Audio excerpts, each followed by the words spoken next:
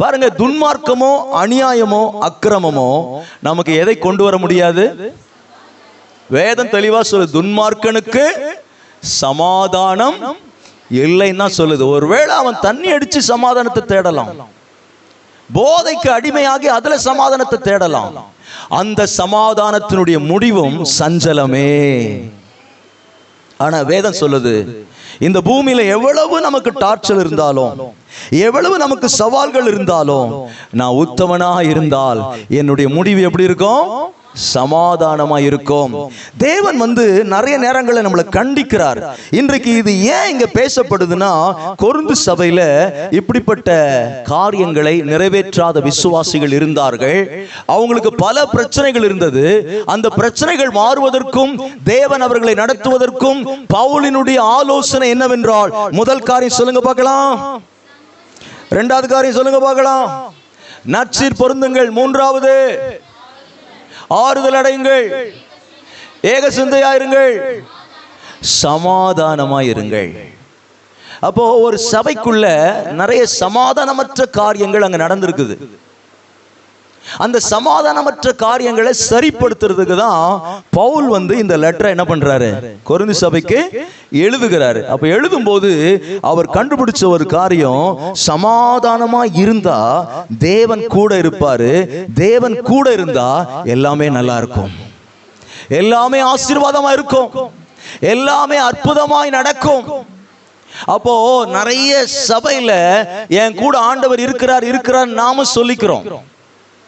ஆனா நம்ம கூட அவர் இருக்குவதற்கு நமக்கு என்னெல்லாம் இருக்கணும் என்பதை பவுல் சொல்லி கொடுக்கிறாரு. இப்ப நல்லா கவனிக்கிறீங்களா? நான் சொல்ல போற வசனங்கள் ரொம்ப முக்கியம். சிலர் எப்படி இருக்கிறாங்களாம் சபைக்கு வந்தாலும், சிலர் ரட்சிக்கப்பட்டாலும் எப்படி இருக்கிறாங்களாம், சிலர் ஊழியம் செஞ்சாலும் எப்படி இருக்கிறாங்களாம்.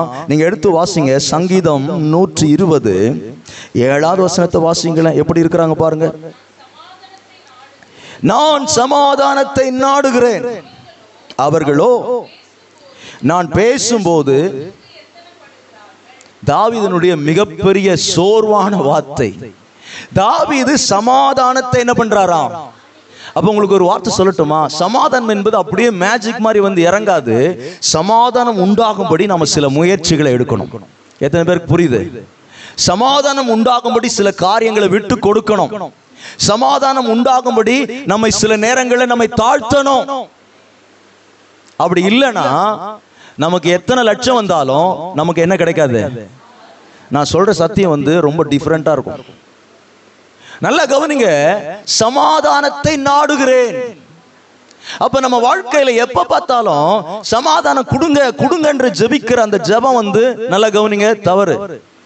நீங்க ஜெபிக்கலாம், ஆனா சமாதானத்தை அனுபவிக்கணும்னா நீங்க என்ன பண்ணணும்? சமாதானத்தை நாடுகிறேன். அவன் பேசட்டும், அவங்க ஸ்தோத்திரம் சொல்லட்டும், அவங்க எனக்கு போன் பண்ணட்டும், நான் இப்படிதான் இருப்பேன்னு சொன்னா உனக்கு சமாதானம் இருக்குமா?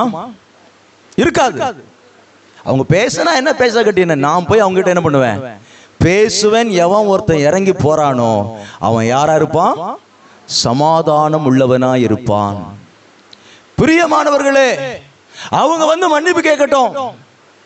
நான் மன்னிப்பு கேட்க மாட்டேன்னா உனக்கு என்ன இருக்காது? நீ போய் மன்னிப்பு கேட்டு அவங்க உன் மன்னிப்பை ஏற்றுக்கொள்ளாமல் போனாலும் பிரச்சனை இல்லை. நீ மன்னிப்பு கேட்கிற பத்தியா உனக்கு என்ன வந்துடும்? சமாதானம் வந்துடும்.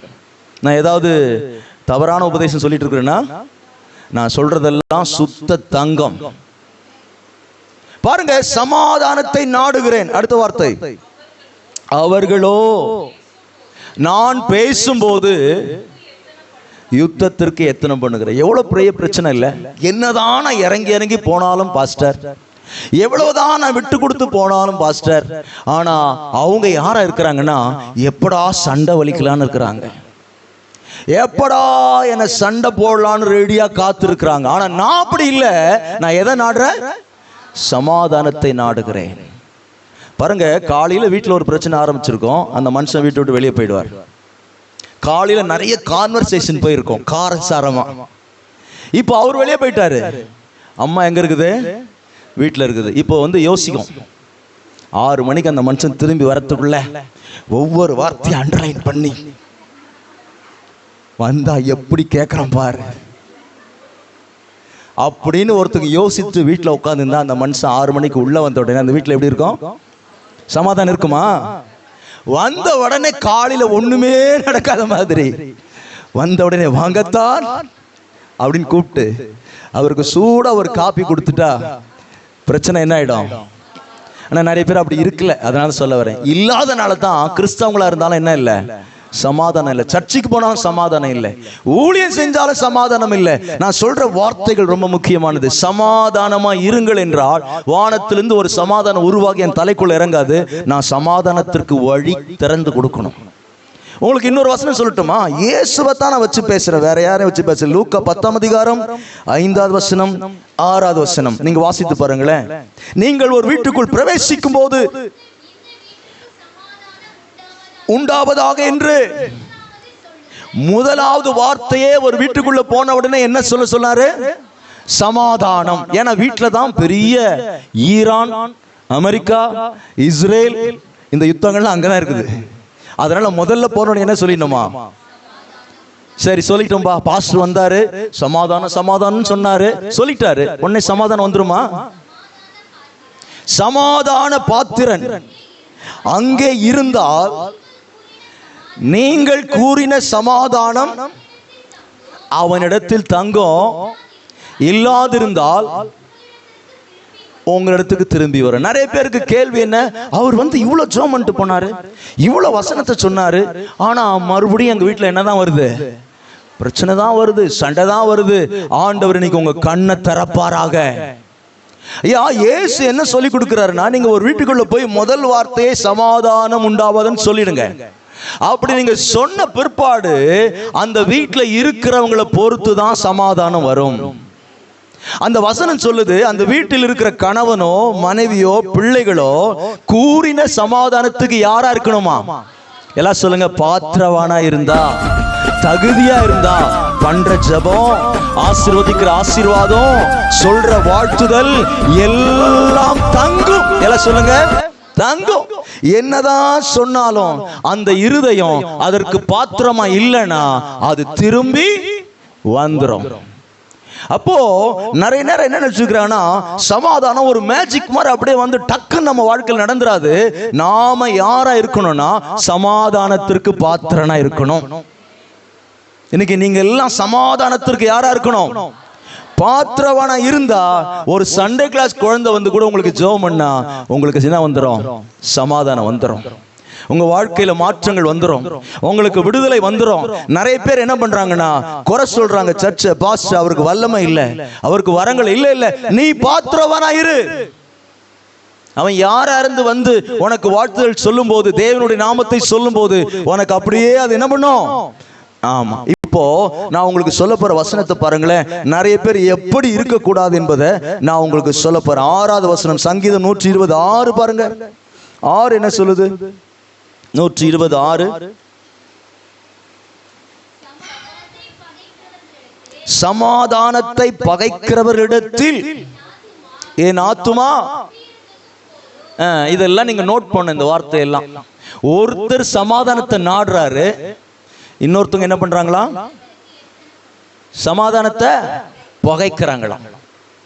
இப்போ சமாதானம் இல்லைன்னு சொல்றவன் முட்டாள். சமாதானத்தை தேவன் கொடுக்கலன்னு சொல்றதுக்கு உங்களுக்கு இவ்வளவு நாள் விளக்கம் தெரியாம இருக்கலாம். விளக்கத்தை கர்த்தர் கொடுக்கிறாரு. நீ சமாதானத்தை நாடு, நீ சமாதானத்துக்கு பாத்திரனா இரு. தாவீதுனுடைய வாழ்க்கையில என்ன வேதனைன்னா, அவன் நாடுறான், ஆனா அவங்க யுத்தத்திற்கு எத்தனம் பண்ணுகிறார்கள். அவன் குடியிருக்கிற இடமே, வாழ்கிற இடமே, சுற்றி இருக்கிற எல்லாரும் யாரா இருக்கிறாங்களா? சமாதானத்தை. நீங்க யாராவது அப்படி இருந்தீங்கன்னா மாறிடுங்க. உங்ககிட்ட சமாதானத்துக்கு வரும்போது அந்த சமாதானத்தை என்ன பண்ணக்கூடாது? பகைக்க கூடாது. சொல்லிட்டு 4வது வசனத்துல பாருங்க.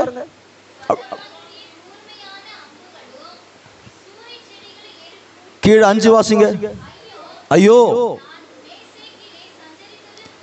மேசேக்கிலே சஞ்சரித்தது போதும் போதும். ஏன்னா அவங்க யாருன்னு கேட்டீங்கன்னா 2 பிரச்சனை அவங்க கிட்ட இருக்குது. ஒன்னு சமாதானத்தை பகைக்கிறவங்க, 2வது யுத்தத்திற்கு எத்தனம் பண்ணுறவங்க. அவங்க வாழ்த்துதல் சொன்னா கூட அது இருக்குதா பாருங்க. அயலானுக்கு வாழ்த்துதலை சொல்லியும் பாருங்க இருக்கா அந்த வசனம். அது அந்த அதிகாரத்தில் இருக்குதா? இல்ல. சரி, நீங்க வாசிங்க நீதிமொழிகள் 16:17. சீக்கிரம், இந்த ஒரு வார்த்தை தான் பேச முடியும். நீதிமொழிகள் 16:17.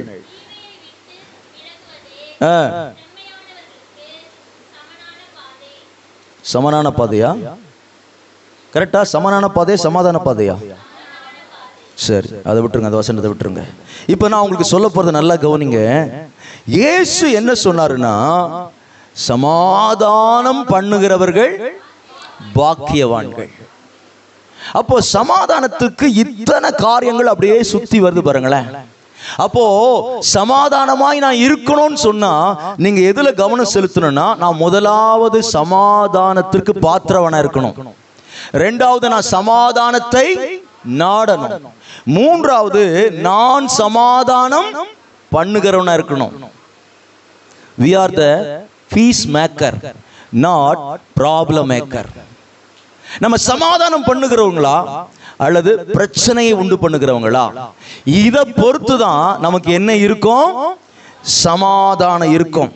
இப்போ நல்லா கவனிக்க வேண்டிய ஒரு வார்த்தை என்னவென்றால், இந்த சமாதானம் என்பது எவ்வளவு தூரம் ஆண்டவர் ரொம்ப முக்கியத்துவம் கொடுக்கிறார்னா, ரோமர் 12:18 நீங்க அதை பாருங்களேன், முடிச்சிடலாம்.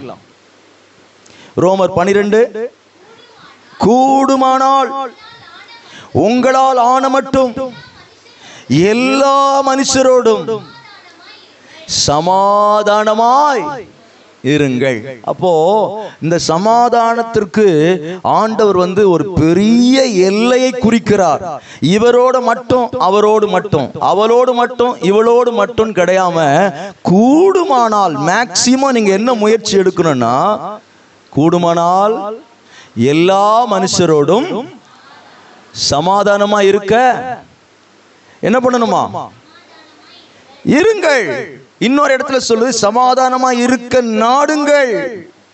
எபிரேயர்ல வாசிக்கும் போது சமாதானமா இருக்க நாடுங்கள், யாவரோடும் சமாதானமா இருக்க நாடுங்கள். இப்ப சொல்லுங்க, 5 காரியங்கள் நம்ம வாழ்க்கையில இருக்குமானால் நமக்கு என்ன ஆசீர்வாதம்? கடைசியா சொல்லி முடிக்கிறேன். அப்பொழுது, எல்லாம் சொல்லுங்க, அப்பொழுது அன்புக்கும் சமாதானத்திற்கும் காரணராகிய தேவன் உங்களோடு கூட என்ன பண்ணுவாரு? இருப்பாருங்க.